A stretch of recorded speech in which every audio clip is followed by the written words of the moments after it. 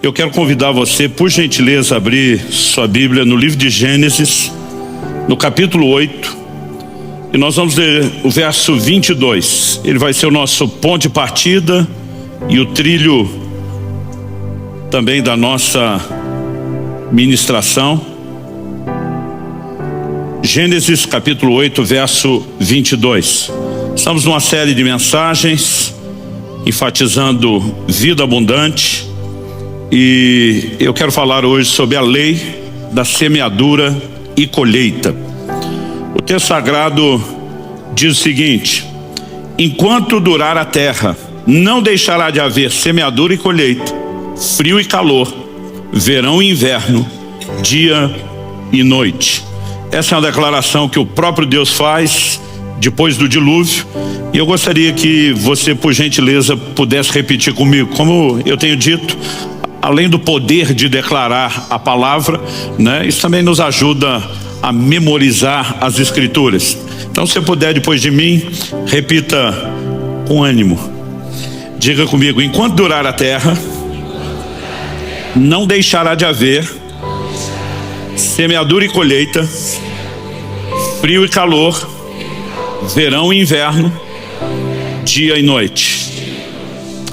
Pai, nós oramos pedindo graça e favor do alto, clamamos mais uma vez a liderança do Teu Espírito Santo, não apenas na compreensão da palavra, e clamamos por entendimento espiritual, mas oramos também, ó Deus, por aquela aplicação personalizada, única, que só o Senhor tem o poder de produzir em cada um de nós. Nós oramos que, além da instrução, aquela faísca de ignição, aquela centelha de fé que só a Tua palavra pode gerar dentro de cada um de nós, que isso também aconteça, e que, enfim, a Tua palavra cumpra todo o seu propósito para a honra e glória do nome do Senhor mesmo. Nós oramos em nome de Jesus. Amém.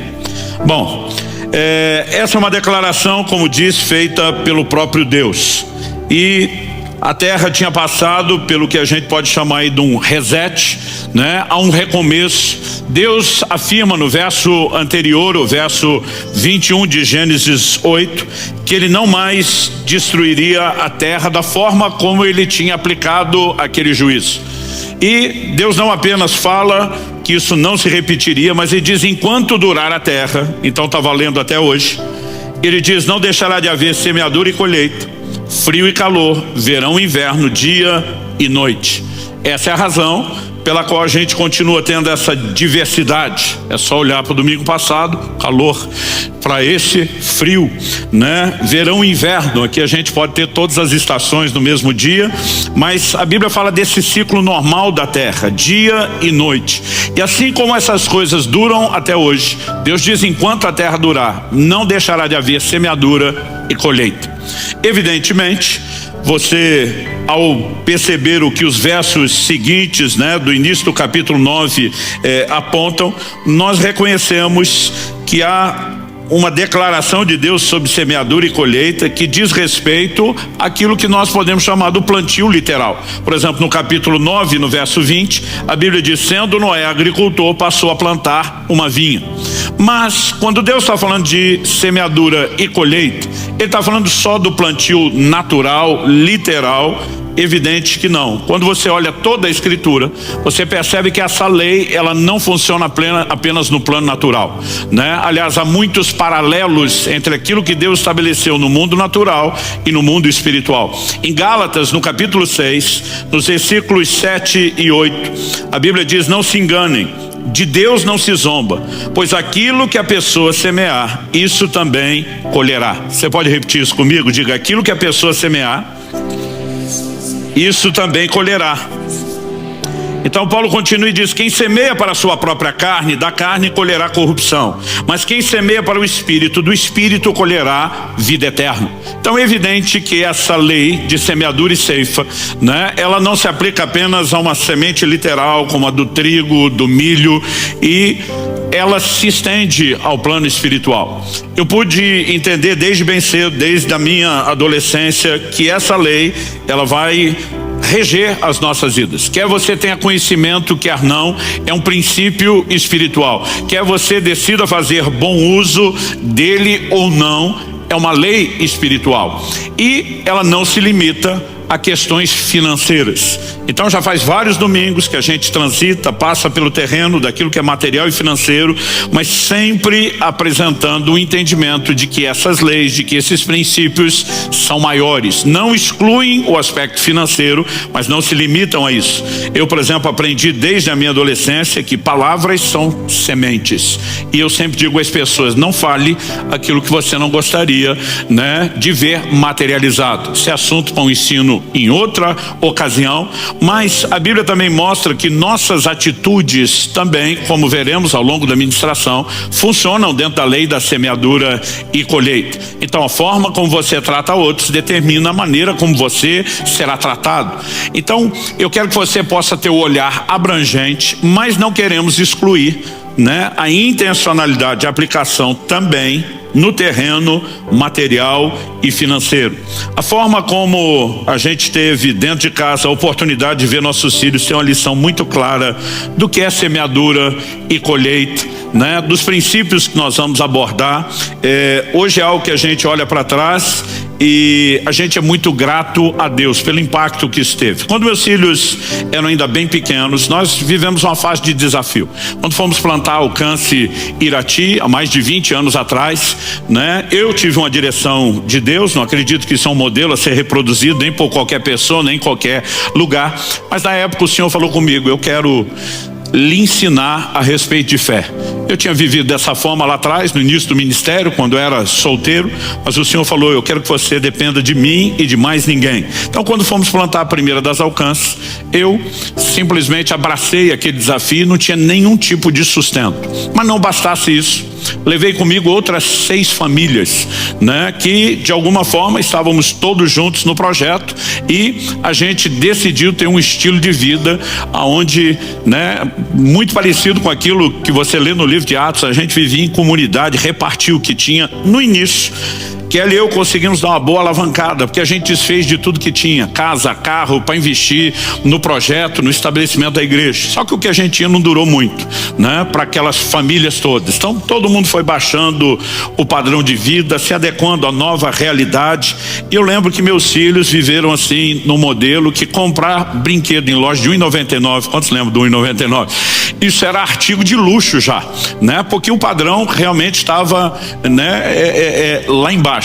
E eu comecei a ensiná-los, eram pequenos, eu queria que eles entendessem sobre dinheiro, desde fidelidade a Deus, com boa administração. Então mesmo não tendo muito recurso, a gente pensou, eles têm que aprender. E nós decidimos que ia guardar todas as moedas que a gente pegasse de troco. Então desde pedágio na época, não tinha cobrança automática, eletrônica, a gente acabava, né, que movimentava muito mais dinheiro do que fazemos hoje com os pagamentos eletrônicos. Então eu lembro que eu abri uma lata, fiz um corte, improvisamos um cofre que eu achei que seria maior do que os cofrinhos que vendiam, né, prontos, que eram pequenos, e falei, olha, nós vamos juntar dinheiro, só que ninguém abre essa lata até o dia que ela estiver cheia. É a lei, é aqui o acordo. Mas quando estiver cheia, nós vamos torrar isso tudo em brinquedo. Então vocês vão lavar a alma, vão sair do nível 1,99 para algo melhor. Pensa na ansiedade das crianças, chacoalhava a lata, media o peso, né? Não podia abrir, mas a gente foi depositando. Eu não sei quantos meses passaram, mas foi dentro do ano, não levou o ano todo. E um dia a lata finalmente encheu, né? Eu lembro que meu filho falou assim, ó, já quase não faz barulho, dizia, não, encher é quando não couber mais. Então o dia que não cabia assim mais nenhuma, eu falei, nós vamos abrir e agora esse investimento foi feito para vocês. Eu queria que eles entendessem, eu quero economizar, gastar depois. Só que eu fui muito ingênuo. Eu olhando o tamanho daquela lata, eu achei que tinha muito dinheiro. Em vez de abrir e contar primeiro, eu já comecei, quais os planos de vocês? Israel, o que você quer fazer com a sua parte? Ele falou, pai, ele era garoto e o que estava na moda para as crianças da época era aqueles carrinhos da Hot Wheels. Ele falou, vou gastar minha parte e comprar uma pista inteira com os carrinhos da Hot Wheels. Falei, legal. E você, Liz? Aí minha filha disse, papai, eu quero uma coleção, né? Eu brincava aquelas bonecas flexíveis da Polly, né? Eu falei, muito bem, legal. E aí nós abrimos, é aquele mundaréu todo de moeda, gente, porque a maioria eram poucos centavos, né? Aquele mundaréu todo na época dava R$80. Eu não tinha noção do valor dos brinquedos, mas eu pensei, eu acho que não vai dar. 80 na época era muito mais dinheiro do que hoje, mas eu pensei, eu acho que não vai dar. Nessa época a gente já vinha nesse ritmo dos 2 anos e meio que morei em Irati, mas tínhamos acabado de mudar para Curitiba e eu fui com eles na loja. A pista Hot Wheels que meu filho queria, R$160. Só a dele era o dobro do que tinha de moeda.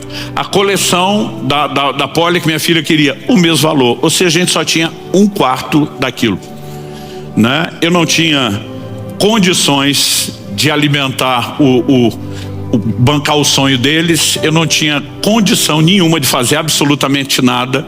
Envergonhado, eu falei, ainda não dá para comprar, nós vamos voltar para casa. Os dois ficaram muito frustrados e eu fui falar com Deus, falei, Deus, a culpa é minha, toda minha, não é sua, mas eu preciso que o Senhor me ajude. Eu fui muito ingênuo, eu não devia ter feito isso com as crianças. Eu estou procurando ensiná-los, mas esse ensino tinha que ter uma conotação boa. Eu falei, se a gente levar 4 vezes o tempo que levou para, né, estocar isso, eles vão ficar muito desanimados. E eu preciso que o Senhor me ajude, porque eu não tenho a menor condição, né, de bancar esses brinquedos. Eu comecei a orar a respeito daquilo.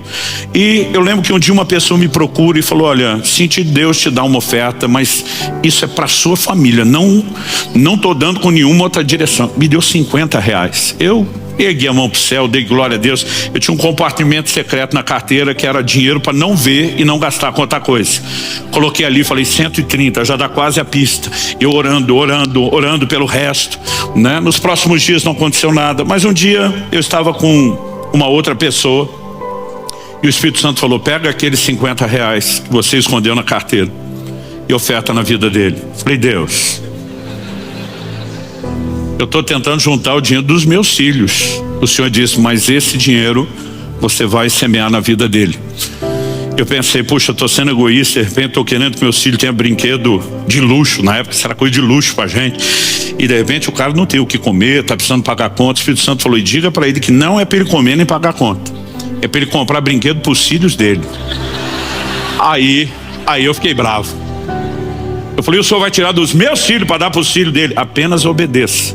Eu falei, Deus não é justo, apenas obedeça. A Bíblia diz, Deus ama o que dá com alegria. Aquele dia eu dei com indignação, com raiva. Falei, vou obedecer. Falei, vou tentar ficar alegre depois, porque agora eu não consigo. Mas algo que eu já aprendi com o tempo, você não precisa entender Deus, você precisa apenas acreditar nele. E eu ofertei e falei, olha, isso não é para você comer nem pagar conta, você precisa comprar brinquedo para os seus filhos. Ok, pastor, obrigado. Achei que a coisa tinha acabado aí. Não muito tempo depois, eu fui com toda a minha família na casa dessa pessoa para nós termos uma refeição. E quando chegamos, estava todo mundo à mesa. Os filhos dele vieram me agradecer os brinquedos que eu tinha dado para eles, na frente dos meus filhos.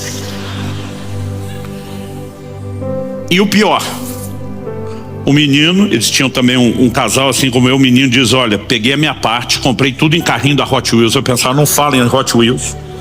A menina diz, não, o meu foi aqui em boneca da Poli. Eu pensando, não fala na Poli. E meus filhos me olhando com aquele olhar fulminante, tipo, não tem dinheiro pro nosso Hot Wheels e Poli, tá dando pros filhos dos outros. Teve uma hora que a família saiu da sala, nós ficamos sozinhos. Eu falei, calma, muita calma essa hora, daqui a pouco a gente conversa. Aí, a hora que a gente estava sozinho, na hora de ir para casa, pai, mas a gente está esperando comprar. Não, eu falei, os R$80 de vocês estão lá, não mexi. Falei, isso é um outro dinheiro que o papai ganhou, que ia juntar pro de vocês, mas foi Deus que mandou dar. Então Deus que pegou o nosso dinheiro. Falei, agora eu vou ficar bom de bem na fita e Deus vai ficar de ruim, né? E a hora que eu falei isso, falei, não, gente, vocês têm que pensar que Deus é sabido. Gente, não foi uma coisa planejada, foi improviso do momento. Aí eles, como assim? Falei, olha, pensa, nós não estamos querendo Poli Hot Wheels? Sim. A gente tem condições? Não. Mas tem uma lei espiritual, que é a lei de semeadura e ceifa. Então, tudo que você planta, você colhe. Falei, Israel, lembra aquela experiência que você fez lá da escola, que plantou feijão? O que é que nasceu? Ele, vagem. Falei, ok, o que tinha dentro da vagem? Não sei, pai, nós não abrimos. Feijão. Ah, tá. Falei, planta feijão, colhe feijão. Planta milho, colhe milho. Falei, olha o que Deus fez quando a gente está orando sem ter condições de ter Poli Hot Wheels. Ele mandou a gente plantar o quê? O que eles compraram? Aí os dois me olharam empolgados, Poli Hot Wheels. Falei, quem planta Poli Hot Wheels vai colher o quê? Eles, Poli Hot Wheels. Falei, é isso. Aí eles saíram felizes. Falei para Deus, te vira, agora é contigo. Pastor, o senhor mandou Deus fazer? Não mandei nada. Naquela hora, sem ter pensado, eu lembrei de uma lei espiritual. Uma lei que nos governa, uma lei que eu já tinha experimentado o suficiente para saber que funcionaria. Alguns dias depois, estava pregando em outra cidade. Eu lembro que nós tínhamos uma conferência, então tinha 2 palavras da tarde com break rápido e depois um intervalo maior entre da tarde e a da noite. No break da palavra da tarde, um irmão me aborda, eu estava do lado do pastor da igreja, fala: pastor, o senhor poderia me ceder a chave do seu carro? Eu falei: eu nem lhe conheço, o que você quer com a chave do meu carro ou com o meu carro? O pastor só me deu um sinal assim, ó: fica tranquilo, entrega. Eu falei: você vai devolver? Ele falou: vou, pastor, eu trouxe uma coisa para você, não queria entregar na frente de todo mundo, então eu já quero guardar no carro. Eu falei: ficaria mais fácil se você explicasse antes. Aí brinquei com aquilo, não vi o que era. No intervalo entre a tarde e a noite, fui para casa que eu estava hospedado, tomar um banho, e quando cheguei lá, lembrei, abri o porta-mala, tinha 2 pacotes, né, de presente, embrulhado para presente, mas o embrulho era de loja dessas de brinquedo de criança. Peguei as 2 sacolas com as 2 coisas. Quando passei na sala, Kelly e as crianças tinham me acompanhado, mas tinham ficado na casa na sessão da tarde. Falei: todo mundo pro quarto, reunião de família. Quando eles entraram, eu já tinha aprendido a história de não prometer o que você não sabe. Então eu falei: olha, alguém entregou isso pro papai agora, eu acabei de pegar, ainda não sei o que é, mas como eu vi loja, embrulho aqui de loja de brinquedo de criança, pode ser que seja para vocês. Pode ser que alguém só aproveitou o papel. Vamos descobrir junto? Eu lembro que o Israel pegou, olhou e falou: claro que é nosso, pai, tem até o nosso nome. Eu falei: esse aqui é meu, esse aqui é seu, Liz. Quando ele abriu o pacote dele, o que era? A pista Hot Wheels que ele queria. Não era outra, era a que ele queria. Quando a Liz abriu, o que era? A coleção da Polly que ela queria. Detalhe, a gente nunca falou isso para ninguém. Os 2 olharam para mim: pai, do jeito que o senhor falou, quem planta Polly e Hot Wheels. Polly e Hot Wheels. Eu poderia te contar inúmeras histórias e testemunhos de coisas que vivemos ao longo dos anos e que puderam ter um impacto didático, pedagógico incrível na vida dos meus filhos. Mas me deixe destacar princípios. Em primeiro lugar, eu quero destacar o seguinte: nós colhemos aquilo que semeamos. Você pode repetir isso comigo? Diga: colhemos aquilo que semeamos. Então você planta milho, vai colher milho. Planta trigo, vai colher trigo. Planta Hot Wheels e Polly, vai colher Hot Wheels e Polly, né? Eu gosto de chamar isso de o efeito bumerangue, né? Tudo que vai, volta. Então você tem leis espirituais, são claras a respeito disso. E é impressionante que tem coisas que elas acontecem para qualquer pessoa, não depende de ser crente ou não. Jesus disse, por exemplo: qualquer que disser no seu coração e não, qualquer que declarar com a sua boca e não duvidar com o seu coração, né? Ele fala até mesmo de dizer ao monte: levanta-te e planta-te no mar. Ele diz: se falar crendo, vai acontecer com ele. Então, assim, de novo vou dizer sobre a questão das palavras, esse assunto para ensino de outro dia, mas Jesus diz: falou crendo, vai ter resultado. E ele diz: qualquer. Ele não falou: olha, tem que ser um cristão nascido de novo, tem que ser um crente exemplar, né, cheio de maturidade. Ele diz: é com qualquer pessoa. Então essas leis vão funcionar para quem as conhece e para quem não.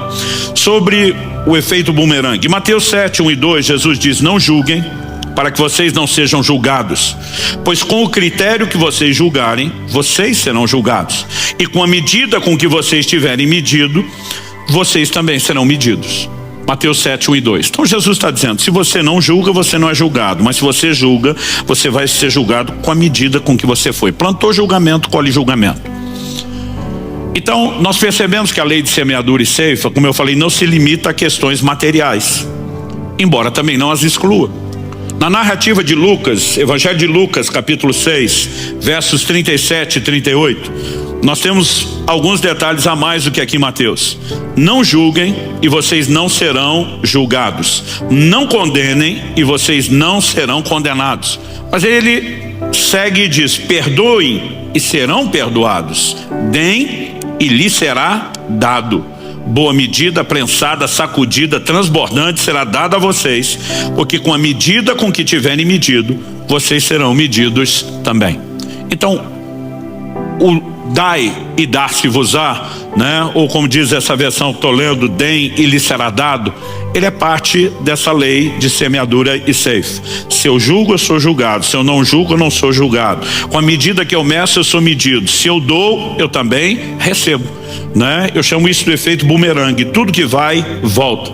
Mas a verdade é que cada um colhe aquilo que planta. Me permita ler alguns textos bíblicos. Salmo 7, 15 e 16 diz: abre e aprofunda uma cova e cai nesse mesmo poço que faz. A sua maldade recai sobre a cabeça e sobre o próprio crânio desce a sua violência.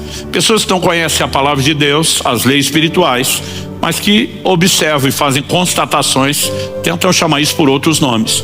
Talvez você já viu gente que não teme a Deus chamando isso de karma. Mas a verdade é que existe uma constatação: tudo que vai, volta. Provérbios capítulo 11, 24 e 25. Uns dão com generosidade e tem cada vez mais o que quem planta colhe. Só que a Bíblia diz o seguinte: outros retêm mais do que é justo e acabam na pobreza, porque não multiplicam o que tem. Verso 25. A pessoa generosa prosperará e quem dá de beber terá sua sede saciada. As traduções mais antigas diz: quem dessedentar será dessedentado. Tudo aquilo que você faz pelos outros farão por você.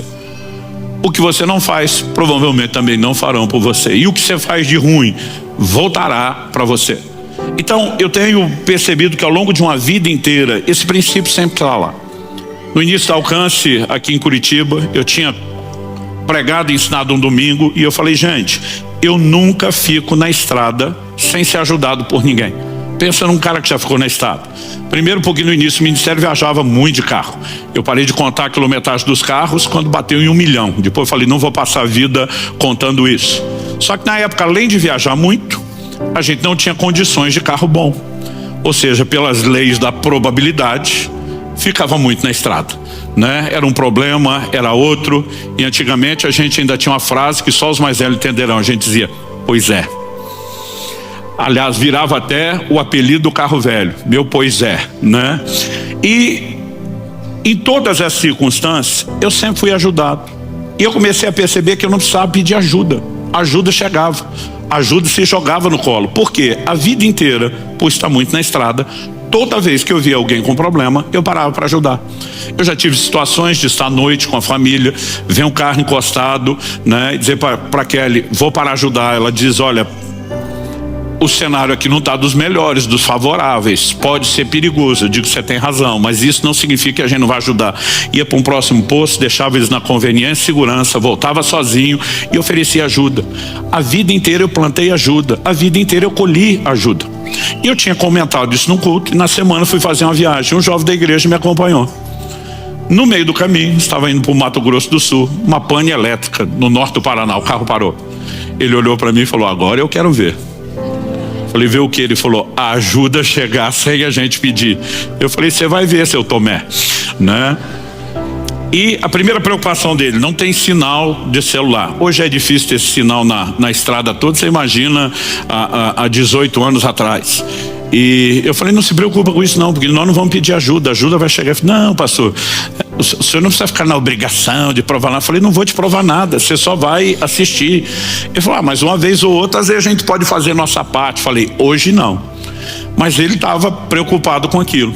E ele falou: olha, tem uma caminhonete parou lá embaixo, né? Tinha uma baixada na estrada, a gente tinha pego a subida. Ele falou: tem uma que encostou lá, o cara não desceu, não está fazendo nada, tem lugar nenhum para ir. Ele falou: estou com uma suspeita. Eu falei: qual? Ele falou: ele deve ser da região e sabe que aqui não dá área de celular. Ele parou ali embaixo para resolver alguma coisa. Então se a gente for lá, provavelmente vai dar área. Eu falei: nós não vamos a lugar nenhum, a ajuda vem atrás. Ele falou: pastor, não precisa ser rígido, teimoso com isso. Eu falei: não, eu quero agora que você veja porque funciona. Enquanto a gente está falando sobre isso, o próprio cara da caminhonete, né? Ele vem na nossa direção e para atrás da gente. Quando eu vi que ele parou o carro e desceu, eu também desci. E ele falou assim: algum problema elétrico? Eu falei: sim. Ele falou: eu posso te ajudar. Eu falei: se você me deixar na próxima cidade conseguir socorro, já está ótimo. Ele falou: eu posso fazer mais do que isso, eu tenho tudo que você precisa na minha caminhonete, né, para a gente rebocar o carro, e vou fazer isso. E ele falou para mim, quando entrar na próxima cidade, eu vou passar na frente da concessionária da marca do seu carro, não vou parar, né? Ele falou, vou passar na frente de uma grande autoelétrica, não vou parar. Eu vou te levar numa outra autoelétrica mais para dentro da cidade, menorzinha, né? Ele falou, o camarada tem um preço justo, é bem mais honesto, não vai ter um prejuízo tão grande como se a gente parasse nas primeiras. Ele falou, e o cara é muito bom, e além disso, muito honesto. É um crente desses de verdade. Quando um não crente chama o crente de verdade, é uma coisa linda. Porque tem muito fake crente, né? Por aí. E aí, esse rapaz ficava olhando para mim e eu falei para ele, eu te disse. Ele falou, é sempre assim? Eu falei, sempre assim. Porque tudo aquilo que você planta, você colhe. Quem dá de beber, quem mata a sede, terá sua sede saciada. Quem está entendendo, diga amém. Provérbios 22, 8 e 9. O que semeia injustiça, colhe a desgraça, e a vara da sua indignação será destruída. O generoso será abençoado, porque reparte o seu pão com os pobres. Você pode repetir isso comigo? Diga, o generoso será abençoado, porque reparte o seu pão com os pobres. Gente, aqui nós temos lei de causa e consequência. O generoso será abençoado. Por quê? Porque reparte o pão com o pobre. Porque é uma palavra de ligação entre o raciocínio que está sendo construído, a explicação que vem depois. Ou, como Fábio, diácono da igreja, professor de português, me deu uma aula, é uma conjunção explicativa. E agora eu falo isso em todo lugar para parecer que eu estudei. Eu fico gastando até onde não preciso. Conjunção explicativa. E eu não sei onde eu estava no dia da aula que explicaram isso, que eu nunca soube o que era. Mas será abençoado. Por quê? Porque faz algo que provoca bênção. Eu sei que há uma doutrina bíblica inquestionável, que aquilo que nós recebemos de Deus é uma expressão da sua graça, e que a graça se acessa pela fé. Mas muitas vezes isso leva os cristãos ao extremo de que eu não faço nada. Tudo o que acontece não tem a ver com merecimento. E eles confundem isso com responsabilidade, como se a gente não fizesse absolutamente nada. Bom, se para acessar a graça que eu não mereço, eu preciso crer, é lógico que tem um efeito de causa e consequência. Eu tenho que me posicionar em fé. A obediência é apresentada na Bíblia como uma expressão de fé. Então, quando eu decido andar na palavra, escolho, me responsabilizo por isso, eu também estou expressando fé. E a Bíblia está dizendo que o que reparte o pão com o pobre, né, ele será abençoado, e será abençoado por causa do que fez, porque quem planta tem o direito de colher. Não apenas o direito, tem a inevitável consequência. E não importa o que plantou.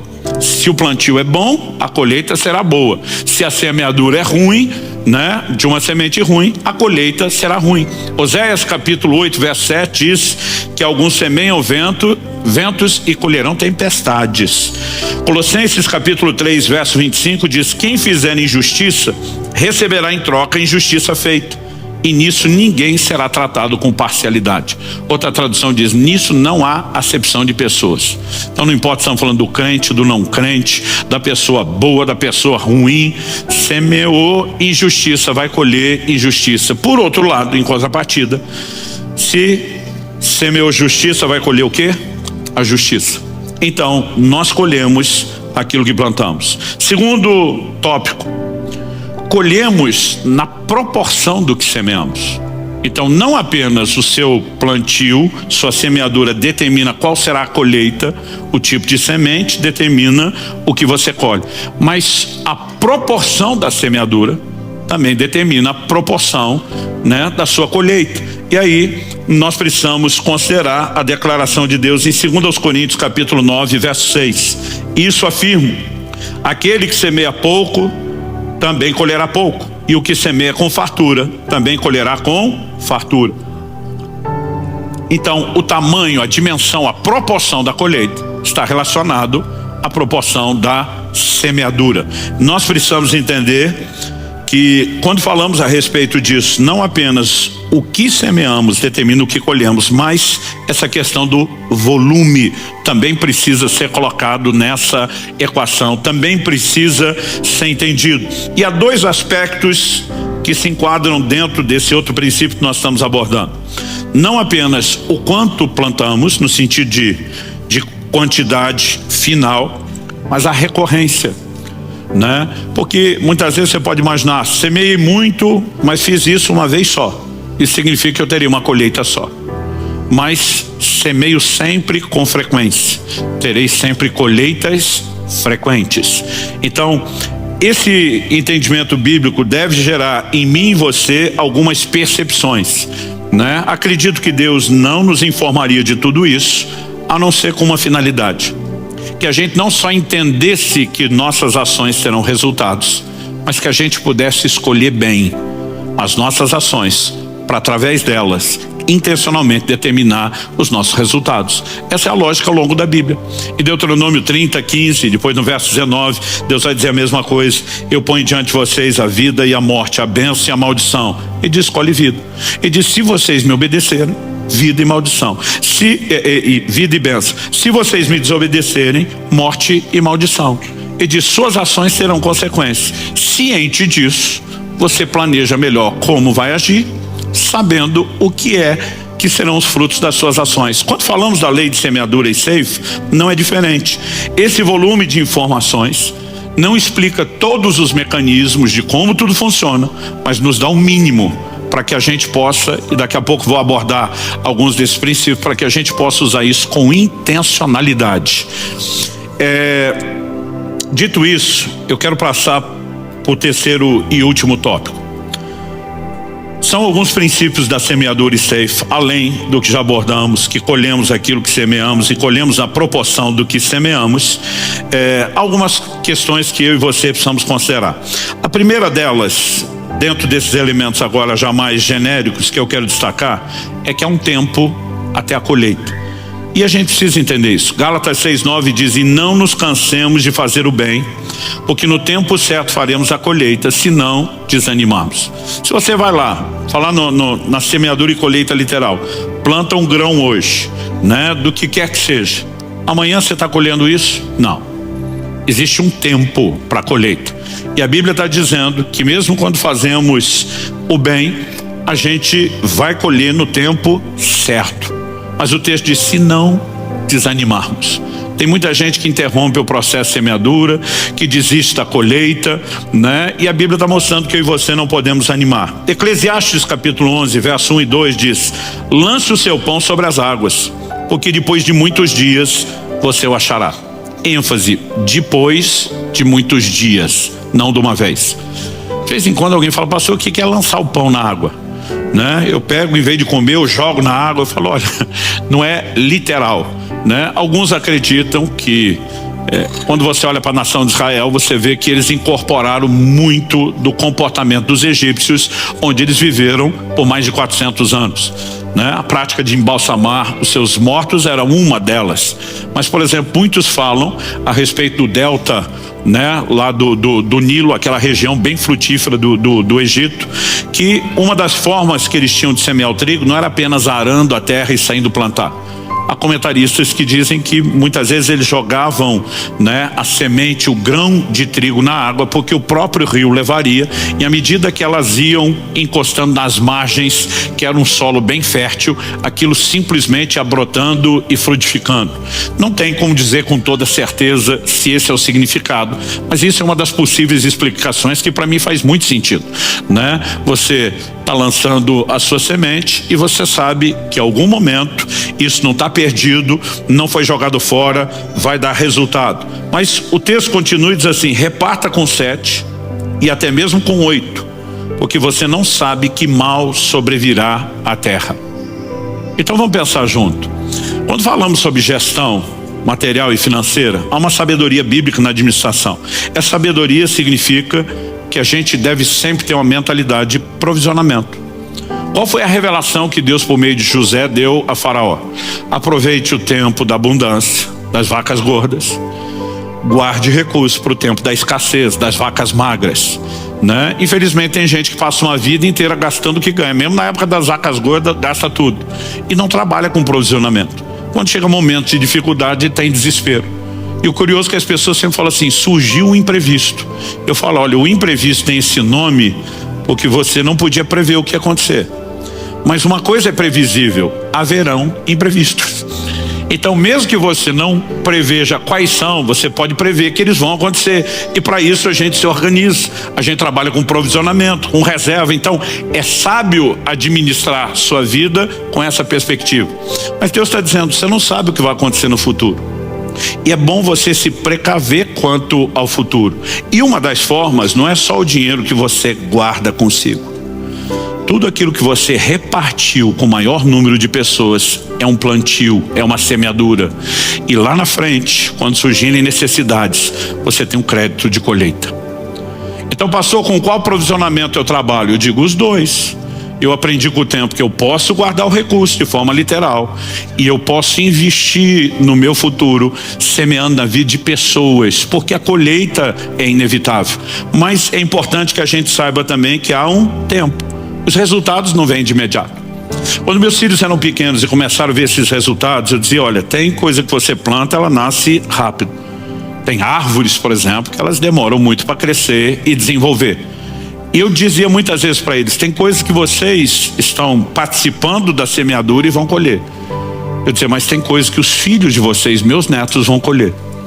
Então, ao longo de uma vida, nós vamos sempre estar olhando para esses princípios e entender, existe um tempo. Esse tempo não tem uma única matemática que explica. Não é apenas porque não há resultado imediato. Tem créditos que Deus guarda, né, de acordo com o seu conhecimento prévio de todas as coisas, que Deus guarda para a hora certa. A Bíblia fala que Mardoqueu, ou Mordecai, dependendo da versão da Bíblia que você usa, o tio de Esther, ele tomou conhecimento de uma conspiração para tirar a vida do rei. E ele simplesmente, para não ser cúmplice, porque quando você sabe de algo errado e não denuncia, você é cúmplice, ele vai lá, expõe a conspiração foi desbaratada, a vida do rei foi salva. Alguém fez alguma coisa para agradecer esse homem? Não. Essa é a hora que alguns crentes ficam meio amargurados. Eu fiz algo, ninguém nem disse obrigado, algo que eu e você, quando entendemos as leis do reino de Deus, precisamos saber, não importa se alguém vai te agradecer. Tem um Deus vendo todas as coisas. E toda semeadura tem colheita. Quando você olha para Amã, se torna um inimigo pessoal de Mardoqueu, com a intenção de destruí-lo. Quando ele decide fazer isso, já tinha construído até a forca para enforcar o homem. Na noite anterior, o rei perde o sono. E alguns eventos não são aleatórios, tem o dedo do nosso Deus soberano. Esse cara não consegue dormir, não tem televisão, não tem internet, né? E ele decide um entretenimento maravilhoso. Pede para alguém ler as crônicas do reino, né? Fico imaginando que diversão para a madrugada. E esse camarada pega justamente o relato de como Mardoqueu desbaratou a conspiração. O rei pergunta o que é que foi feito para recompensar esse cara. O cara que está lendo diz nada. Como nada? Não, se fosse feito estaria registrado. Não tem nada registrado, não fizemos. O rei olha e diz, não pode ficar assim. Quando é que vem o crédito do plantio? Na hora da necessidade. Eu tenho visto coisas que eu fiz para ajudar outros. E muitas vezes a gente vai tomar escolhas e decisões, e teve momentos onde eu senti uma direção de Deus, de fazer investimentos na vida de pessoas. Então, por exemplo, estava me organizando com Kelly a longo prazo, como podemos fazer para depois ter ofertado a nossa casa, voltar a ter a casa própria, a gente cheio de planos. Mas eu lembro de uma ocasião que eu tomei conhecimento de uma pessoa, né, que se ela não fosse ajudada, ela ia perder um consórcio, todo o dinheiro investido, e o Senhor falou comigo, ajuda. Eu pensei, ele não se precaveu para o imprevisto dele. Eu me precavi, agora tem que pagar a conta dele. O Espírito Santo diz, reparte com 7 e até com 8. Você não sabe o que é que vem depois. Você não sabe quando e como vai precisar. Falei, vou te obedecer, né? E falei para aquela pessoa, como eu posso te ajudar? Ele falou, pastor, eu não quero tomar vantagem do senhor, não adianta o senhor me emprestar dinheiro que eu não tenho para devolver porque a coisa está feia. Ele falou, o que podemos fazer? Eu te vendo o consórcio de uma forma bem justa. Eu não queria consórcio, mas naquele momento entendi que era a forma de ajudar. Fizemos a transação. Isso me aconteceu 2 vezes, com pessoas diferentes, em ocasiões diferentes. Mal sabia eu que na hora certa que eu mais precisasse, aquilo viria. Eu lembro que uma dessas pessoas era muito próxima, de confiança, e ficava no meu pé, pastor, vamos transferir esse negócio. a gente tem que dar exemplo. Esse negócio não fica para depois, mesmo que a gente tenha testemunha, que se um de nós faltar, a coisa não para assim, é melhor resolver. E eu fui enrolando ele até que um dia o Espírito Santo falou comigo. Acordei de manhã, ele falou: liga para fulano, faz a transferência do consórcio hoje. Eu pensei, tá um dia corrido. Ele disse: faça hoje. Liguei para a pessoa, falei: ó, te vira, eu tô na correria, vou espremer aqui meu horário, você espreme o seu. Entramos num acordo, fomos lá, 3 da tarde. Fizemos a assinatura, transferimos o consórcio. 3h40 eu fui contemplado. Na hora que eu mais precisava para adquirir a nossa casa, estava lá aquele crédito. Então, a colheita pode não vir depressa, mas a colheita sempre vem. E quando seguimos a direção de um Deus que sabe, tem informações privilegiadas que você não temos, a coisa é bem diferente. As pessoas perguntam: mas pastor, como exatamente funciona? Eu falo, respondo com 2 palavras: não sei. Eu não preciso entender como tudo funciona. No Evangelho de Marcos, no capítulo 4, dos versos 26 a 29, nós lemos: Jesus disse ainda: o reino de Deus é como um homem que lança semente na terra. Ele dorme e acorda de noite e de dia, a semente germina e cresce, sem que ele saiba como. Repita comigo: sem que ele saiba como. Eu não preciso entender de germinação para desfrutar o resultado. Eu só preciso plantar. Então não importa se é um leigo como eu e muitos de vocês no assunto da germinação, ou se estamos falando do engenheiro agrônomo com todas as especializações possíveis em germinação. Eu, sem saber muita coisa, posso plantar e ter o resultado, que é a colheita. Ele, sabendo tudo que sabe, se não plantar não vai colher. Porque a colheita não vem do quanto você entende o processo, vem se você pratica. E tem muito crente que quer ficar entendendo as coisas antes de andar nelas. Se eu e você decidimos andar no que Deus determinou, vai dar resultado com ou sem entendimento. Então, algo que eu tenho compreendido é que eu não preciso entender todo o processo, só praticá-lo. Mas que envolve tempo, envolve. Jesus continua e diz: a terra por si mesma frutifica. Primeiro aparece a planta, depois a espiga, por fim o grão cheio na espiga, e quando o fruto já está maduro, logo manda cortar com a foice, porque chegou a colheita. Então, a Bíblia diz: a terra por si mesma frutifica. A gente não precisa entender o processo. Agora, precisamos lembrar que o processo não é de resultados instantâneos. Eu já tive situações onde eu fiz uma coisa num dia, no dia seguinte a colheita veio, mas isso não é o padrão. Tem coisas que ao longo dos anos, né, eu tenho colhido. Então tem coisas que eu plantei 30 anos atrás, estou colhendo agora. Tem coisas que eu colhi com menos tempo. Pastor, quem determina o tempo? Não sei. Eu só sei que a gente precisa ser paciente. Outra coisa, devemos semear com intencionalidade. Em Mateus, no capítulo 7, no verso 12, esse é um dos versículos que rege a minha vida, todo o meu comportamento em todas as áreas. Jesus diz: portanto, tudo o que vocês querem que os outros façam a vocês, façam também vocês a eles, porque essa é a lei e os profetas. Tudo o que você quer que te faça, faça aos outros. Lembra do efeito bumerangue que nós falamos? Tudo que vai e volta. Então alguns apenas dizem: eu não vou julgar porque eu não quero ser julgado. Ou seja, ele se abstém de um comportamento ruim porque ele não quer ter uma colheita ruim. Mas a Bíblia não fala só para você não fazer algo ruim porque você não quer que volte.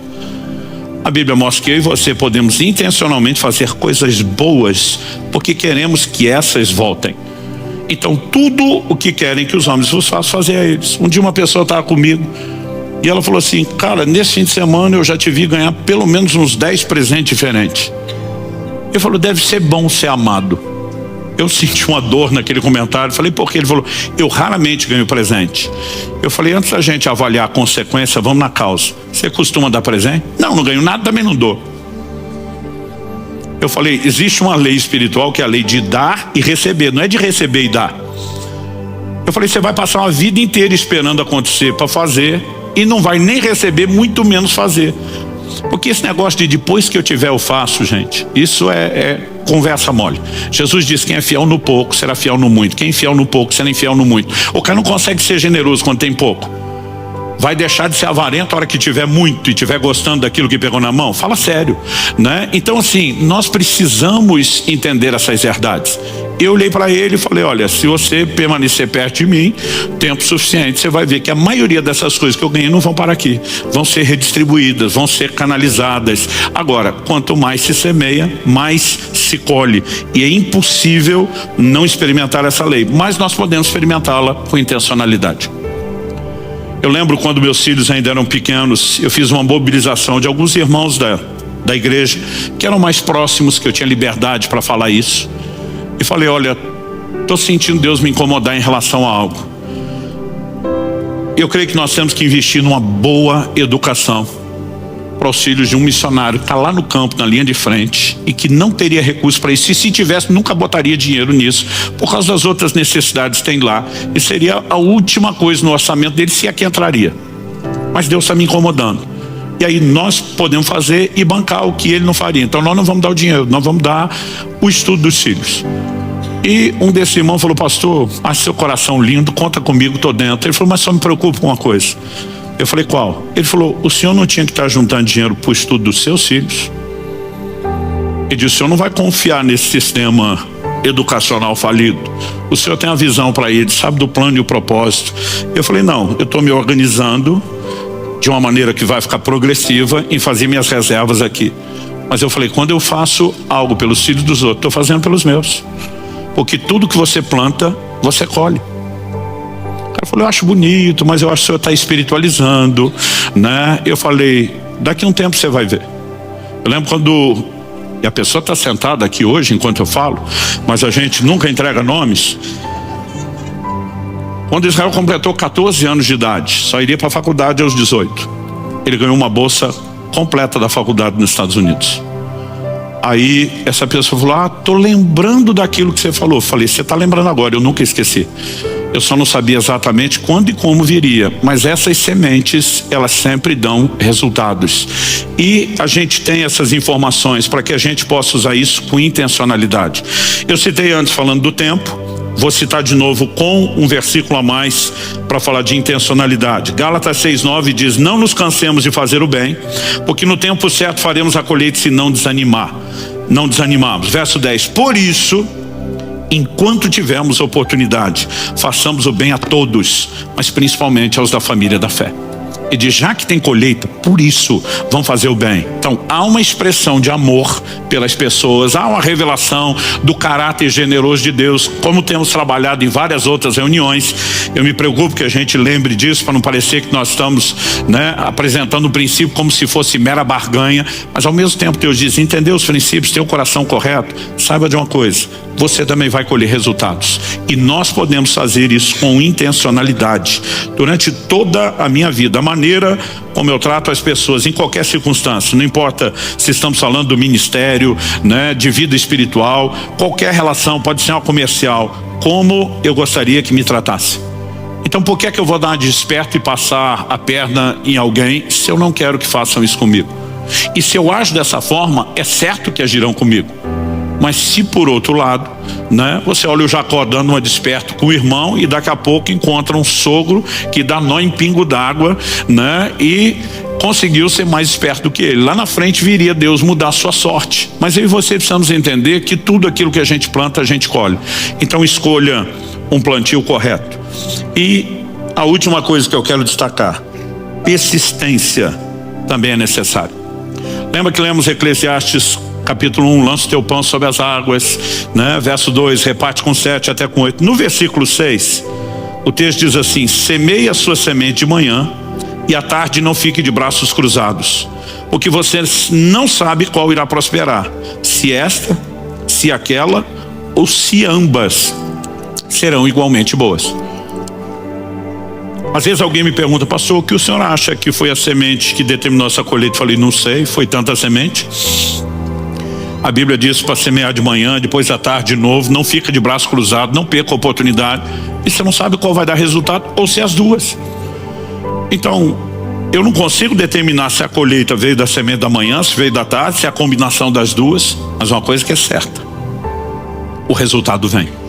Então, a gente pode, além de ter intencionalidade, entender, isso envolve recorrência, persistência, é um estilo de vida.